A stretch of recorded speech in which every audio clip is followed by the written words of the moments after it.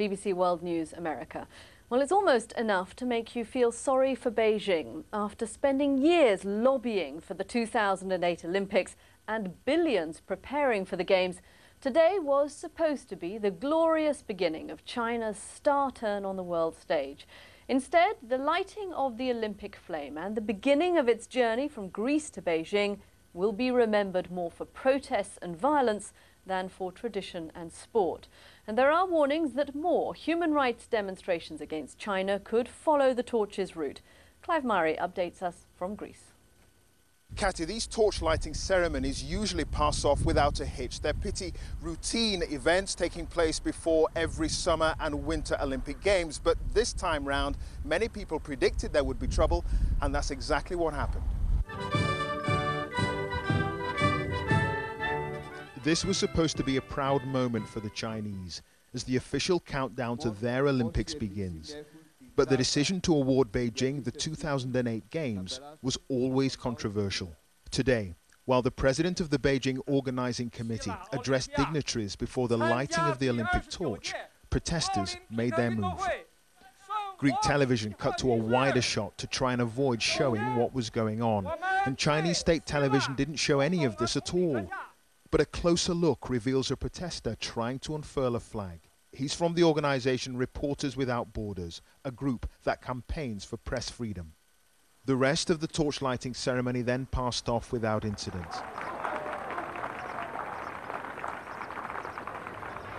But later, as the torch was being carried down Olympia's main street, visible just above this blue van, one woman tried to block its path. Stop killing in Tibet! Another protester unfurled a Tibetan flag. Stop killing in Tibet! The security services acted quickly. Thousands of extra officers had been drafted in to deal with trouble. These were not mass protests. The campaigners were few in number, but they were vocal and passionate. Stop killing in Tibet! The flame now begins a journey from Olympia of 85,000 miles, taking around 130 days and covering 5 continents. It will arrive in the Chinese capital in August in time for the Summer Games. But Tibet could be a flashpoint, and demonstrations are expected in London too. This was Nepal today. In Kathmandu, hundreds were arrested. Again, the protests were over Tibet.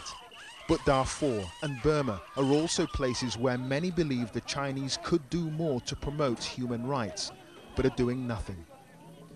The Olympic flame is usually a powerful symbol of peace and brotherhood, but for many, this time round it will symbolize repression and a lack of human rights. Now the flame has been lit.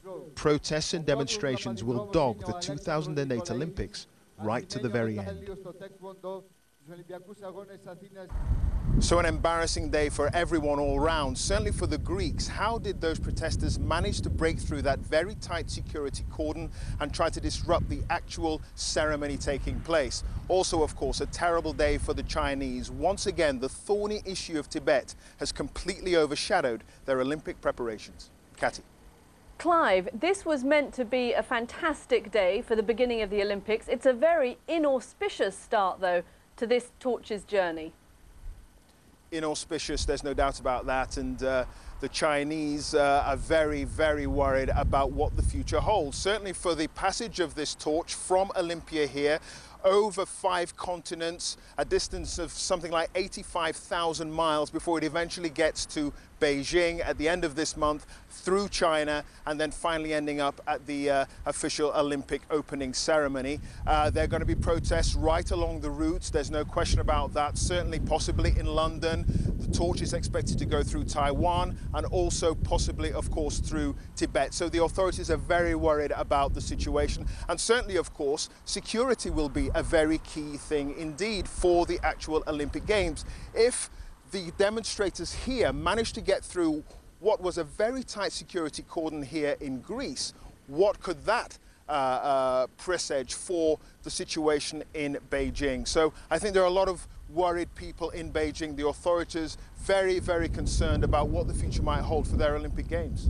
Okay, Clive Murray in Olympia, thanks so much for joining us.